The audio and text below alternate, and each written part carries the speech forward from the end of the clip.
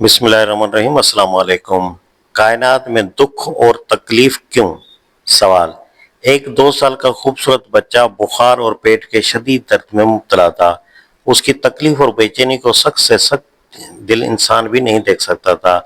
तकलीफ दूर करने के लिए कभी वो अपनी माँ बाप की तरफ देखता और कभी डॉक्टर के सामने कड़वी कसीरी दवा के लिए मुंह खोलता। इसी तकलीफ में एक दिन रात रहकर हमेशा के लिए अपने माँ बाप से रुखसत हो गया। उसको तकलीफ और नज़ा की हालत में देखकर दिल में सवाल पैदा हुआ कि रब रहीम जो मोहब्बत और शफकत का सरचश्मा है, छोटे और मासूम बच्चों पर मसाइब और तकालीफ क्यों लाता है? हालांकि वो खुद कहता है कि और मैं अपने बंदों पर जरा भी जुल्म करने वाला नहीं हूँ। जवाब। ये एक करम फरमा के खत का टुकड़ा है। जो सवाल उनके दिल में पैदा हुआ है, करीब करीब वही सवाल मुख्तलिफ सूरतों में हर ऐसे मौके पर लोगों के दिलों में पैदा होता है जब वो मौत और बीमारी और आफतों के आने का मुशाहिदा करते हैं। वबा में हजारों आदमियों का इंतहाई बेकसी की मौत मरना, जिलजिले में हजारा घरों का तबाह होना, सैलाब में लोगों का तकालीफ से दो चार होना, मुख्तलिफ किस्म की मोजी बीमारियों में लोगों का सख्त करब व अजियत के साथ तड़पना, गर्म मुसीबत और दर्द व गम का हर नज़ारा इंसान के दिल में आपसे आप ये सवाल पैदा कर देता है कि वो खुदा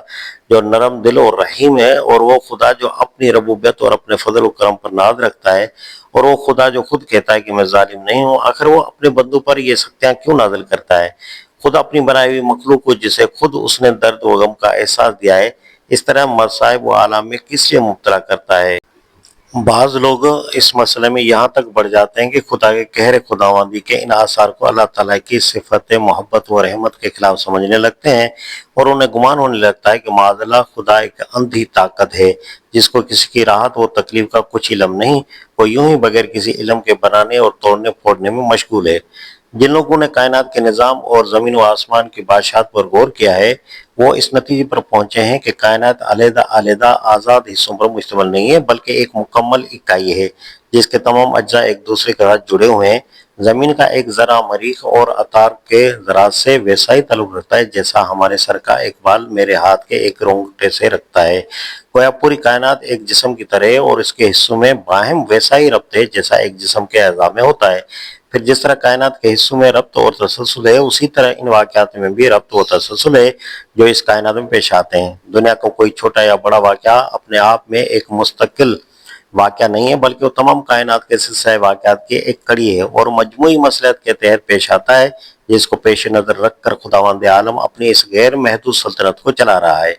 अब यह अमर काबिल गौर है कि जिस शख्स की नज़र पूरी कायनात पर नहीं, बल्कि सिर्फ उसके एक निहायत ही मामूली हिस्से पर है, जिसको कुल के साथ इतनी निस्बत भी नहीं जितनी एक ज़र्रे को सूरज के साथ होती है, और जिस शख्स के सामने कायनात के वाक़यात का पूरा सिलसिला नहीं है, बल्कि सिलसिले की लातादाद कड़ियों में से महज एक या दो कड़ियां हैं, और जो शख्स कायनात के इस मामूली हिस्से और वाक़यात की चंद कड़ियों में भी सिर्फ ज़ाहिरी सतह को देख रहा है, छुपी हुई हकीकतों को तक पहुंचने का कोई जरिया उसके पास नहीं, क्या ऐसा शख्स किसी एक वाक़े को देखकर उसकी हिकमत व मसलहत के मुतालिक कोई राय कायम करने के लायक हो सकता है? और अगर वो कोई राय कायम करने की जुर्रत करे तो क्या उसकी राय सही हो सकती है?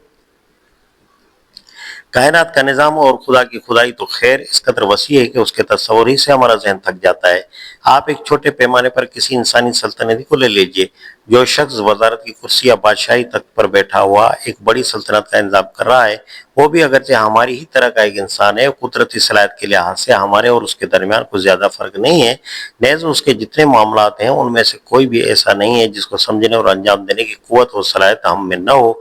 लेकिन महज ये फर्क कि वो हुकूमत की कुर्सी से तमाम सल्तनत के निज़ाम को देख रहा है, और हम एक कोने में उस निज़ाम से बिल्कुल अलग बैठे हुए हैं। हमारे और उसके दरमियान इतना बड़ा फ़र्क पैदा कर देता है कि हम फिलहाल उसके मामलात को नहीं समझ सकते, और अगर कोई मामूली वाक़या हमारे सामने आता है तो हमारी समझ में नहीं आता कि उसका मकसद और फ़ायदा क्या है। फिर जब इंसान और इंसान के दरमियान महज ओहदे के फ़र्क से इतना बड़ा फ़र्क वाक़या हो जाता है, तो गौर कीजिए कि इंसान और खुदा के दरमियान कितना फ़र्क हुआ, जबकि यहाँ सिर्फ ओहदे का नहीं बल्कि हकीकत का अजीम फ़र्क है। वो तमाम आलम पर हुकूमत कर रहा है, और हम उसकी सल्तनत के एक निहायत ही मामूली गोशे में बैठे हैं। उसकी समझ और बसीरत से सारे आलम पर हावी है, और हमारी समझ की रसाई खुद अपने जिस्म के अंदरूनी हकीकतों तक भी नहीं। उसकी ताकतें बेहिसाब है, और हमारे पास उनमें से कोई ताकत भी नहीं। اگر اس بڑے فرق کے باوجود اس کے کاموں پر ہم تنقید کریں اور ان کی حکمت کے متعلق کوئی رائے قائم کریں تو کیا یہ تنقید اس تنقید سے کروڑ درجہ زیادہ جاہلانہ نہ ہوگی جو ایک گنوار اپنی جھونپڑی میں بیٹھ کر سلطنت کے معاملات پر کرتا ہے؟ اس سے زیادہ واضح ایک اور مثال لیجیے۔ فرض کیجیے کہ آپ ایک باغبان ہیں، جو باغ آپ نے بڑی محنت سے لگایا ہے اور اس کی سجاوٹ میں آپ نے اپنی پوری مہارت صرف کر دی ہے۔ اس کے درختوں اور پودوں اور بیلوں سے یقیناً آپ کو محبت ہوگی، آپ ان کی حفاظت میں کوئی کسر اٹھانا رکھیں گے، ان کو بلا ضرورت کاٹنا، چھانٹنا یا اکھاڑ پھینکنا آپ کبھی پسند نہیں کریں گے، اور اگر کوئی دوسرا آ کر ان پر کلہاڑی چلائے تو آپ کو سخت ناگوار ہوگا۔ پھر آپ کو علمی طور پر یہ بھی معلوم ہے کہ نباتات میں راحت اور تکلیف، غم اور خوشی کا احساس ہوتا ہے، اور آپ جانتے ہیں کہ اگر درختوں اور پودوں پر کینچی یا کلہاڑی چلائی جائے تو ان کو بھی تکلیف ہوتی ہے، اپنے اعضاء کے کٹنے اور اپنے پھلوں سے جدا ہو جانے کا انہیں بھی رنج ہوتا ہے۔ لیکن اس محبت اور علم کے باوجود آپ ضرورت اور باغ کے مجموعی کلی مصلحت کا لحاظ کر کے اپنے باغ میں تراش خراش کرتے ہیں، پتیوں اور شاخوں کو چھانٹتے ہیں، پودوں کو تراش کر کلمیں بناتے ہیں، سبزے کو کاٹ کر برابر کرتے ہیں، کچے اور پکے پھل ضرورت کے مطابق اتار لیتے ہیں، کھلے اور بن کھلے پھول توڑ لیتے ہیں، غیر ضروری پودوں کو کاٹتے ہیں، سوکھے ہوئے درختوں کو کاٹ پھینکتے ہیں۔ اگر درختوں اور پودوں اور بیل بوٹوں کے نقطۂ نظر سے دیکھا جائے تو یہ سب کچھ سراسر ظلم ہے۔ اگر ان میں سے زبان ہوتی تو وہ یہ کہتے کہ یہ باغبان کیسا بے درد اور ظالم ہے کہ ہمارے اعضاء کو کاٹتا ہے، ہمارے بچوں کو ہم سے چھین لیتا ہے، چھوٹے چھوٹے پودوں کو جنہوں نے ابھی زندگی کی باہر بھی نہیں دیکھی تھی اکھاڑ پھینکتا ہے، ننھی ننھی کلیوں کو توڑ جا رہا ہے، بوڑھوں کو دیکھتا ہے، نہ بچوں اور جوانوں کو بس کاٹنے سے کام ہے، اور کبھی تو ایک ظالم ایک مشین لے کر اس طرح چلاتا ہے کہ ہماری برادری کے ہزاروں افراد کا ایک ساتھ صفایا کر ڈالتا ہے۔ کیا ایسا شخص شفیق و مہربان ہو سکتا ہے؟ کیا اس کے دل میں محبت اور رحمت کے پاکیزہ جذبات ہو سکتے ہیں؟ ہم تو اس کاٹ چھانٹ اور کھاڑ پھاڑ میں کوئی فائدہ بھی نہیں دیکھتے، ہمیں تو یہ ایک اندھا بےحس سنگ دل وجود معلوم ہوتا ہے جو بغیر کسی علم و حکمت اور مقصد کے کبھی ہمیں پانی دیتا ہے اور کبھی ہم پر کینچی چلاتا ہے، کبھی ہمیں کھاد مہیا کرتا ہے اور کبھی ہمیں کلہاڑی سے کاٹ پھینکتا ہے، کبھی دوسروں سے ہماری حفاظت کرتا ہے اور کبھی ہمیں خود اپنے ہاتھوں کاٹ ڈالتا ہے، کبھی بیماری میں ہمارا علاج کرتا ہے اور کبھی خود ایک مشین لے کر ہمارے قتل عام کر دیتا ہے۔ اگر درخت آپ کے انظام پر اعتراض کریں تو آپ کیا کہیں گے؟ یہی نا کہ ان کی نظر محدود ہے، وہ صرف اپنے وجود اور اپنے قریبی تعلقات کو دیکھتے ہیں، مگر میری نظر وسیع ہے، میں باغ کے مجموعی فائدے کو دیکھتا ہوں۔ وہ صرف اپنے پھل پھول پتیوں اور شاخوں سے دلچسپی رکھتے ہیں، بہت بڑھے تو آس پاس کے پودوں اور درختوں سے محبت اور ہمدردی کی تعلق پیدا کر لیے، مگر میرے پیش نظر پورے باغ کی بہتری ہے اور میں مجموعی طور پر سب کی حالت سنوارنے کے لیے عمل کر رہا ہوں۔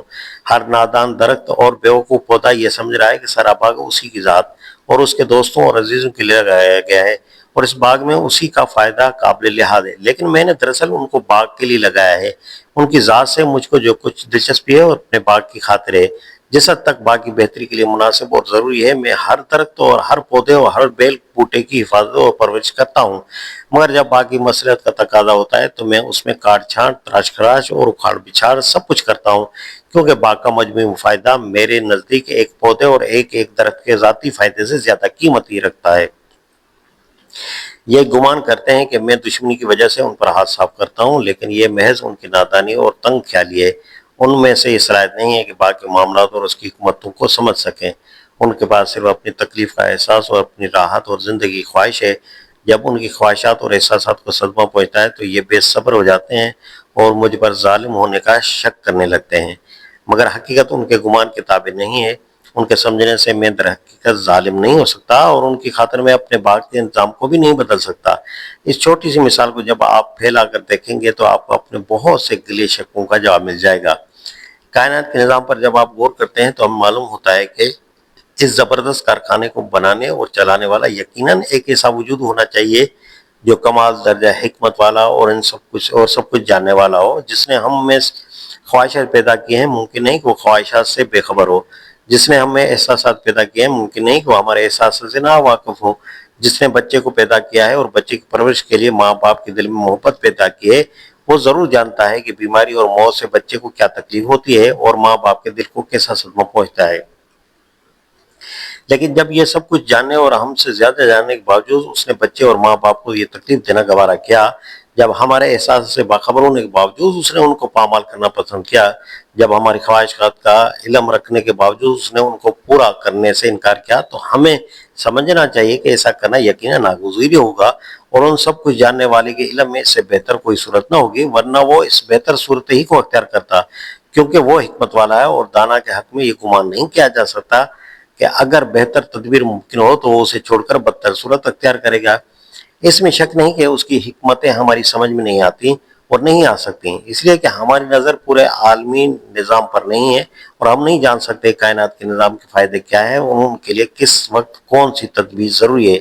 لیکن اگر ہم اللہ تعالیٰ کی حکمت و دانائی اور اس کے مکمل علم پر صحیح یقین رکھتے ہوں تو ہر آفت کے آنے پر ہم سمجھ لیں گے کہ اللہ تعالیٰ کی حکمت کا یہی تقاضا ہوگا اور اس کے علم میں ایسا ہی مناسب ہوگا، اور ہمارے لیے سوائے اللہ کی رضا کے سامنے سر جھکا دینے کے اور کوئی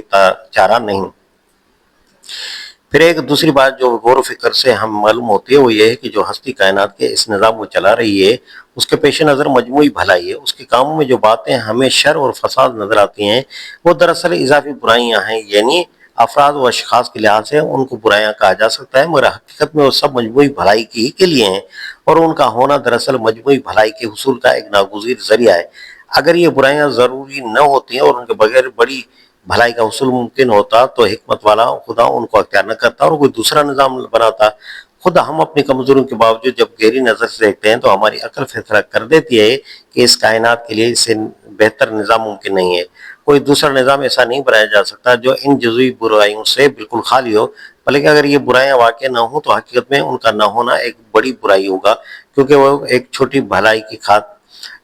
کی خاطر بہت سی بڑی بھلائیوں کے حصول کو روک دے گا۔ مثال کے طور پر موت ہی کو لے لیجئے، جس پر انسان سب سے زیادہ واویلا کرتا ہے۔ ایک شخص کی موت کتنے ہی لوگوں کے لیے زندگی کا راستہ صاف کرتی ہے۔ اگر ایک شخص کو ہمیشہ کی زندگی کا پروانہ دے دیا جائے تو اس کے معنی یہ ہے کہ بہت سے لوگوں پر زندگی کا دروازہ بند کر دیا گیا۔ اس کی دائمی زندگی اگر بھلائی ہے تو صرف اس کی ذات کے لیے ہے، لیکن مجموعی بھلائی کے لیے وہ برائی ہوگی۔ اس کے برعکس اس خاص شخص کی موت صرف اس کے لیے ایک چھوٹی سی برائی ہے، لیکن یہی برائی بہت سی دوسری بھلائیوں کے حصول کا ذریعہ ہے۔ رہا مجموعی فائدہ تو اس شخص کے مر جانے سے اس میں کوئی کمی واقع نہیں ہوتی، کیونکہ کائنات کے نظام میں اس کی موت سے کوئی خلل نہیں آتا۔ اسی مثال پر قیاس کر کے آپ سمجھ سکتے ہیں کہ اشخاص پر جتنے مصائب نازل ہوتے ہیں وہ سب ایک اعتبار سے برائی ہیں اور دوسرے اعتبار سے بھلائی کا ذریعہ، اور مجموعی بھلائی کے لیے ان کا ہونا ضروری ہے۔ بسا اوقات ہم خود غور کر کے ان کے بھلائی ہونے کی وجہ کو سمجھ لیتے ہیں، اور کبھی ایسا ہوتا ہے کہ تجربے سے ہم پر ثابت ہو جاتا ہے کہ جس چیز کو ہم نے برائی سمجھا تھا وہ حقیقت میں بھلائی کا سبب تھی۔ لیکن اگر کبھی کسی برائی کی بھلائی والی وجہ ہماری سمجھ میں نہ آئے تب بھی ہمیں مجموعی طور پر اس حقیقت پہ ایمان رکھنا چاہیے کہ اللہ تعالیٰ جو کچھ کرتا ہے بہتر کرتا ہے، اور ہماری خیریت اسی میں ہے کہ اس کے فیصلے کے آگے سر جھکا دیں، خواہ اس کے کام کی وجہ ہماری سمجھ میں آئے یا نہ آئے۔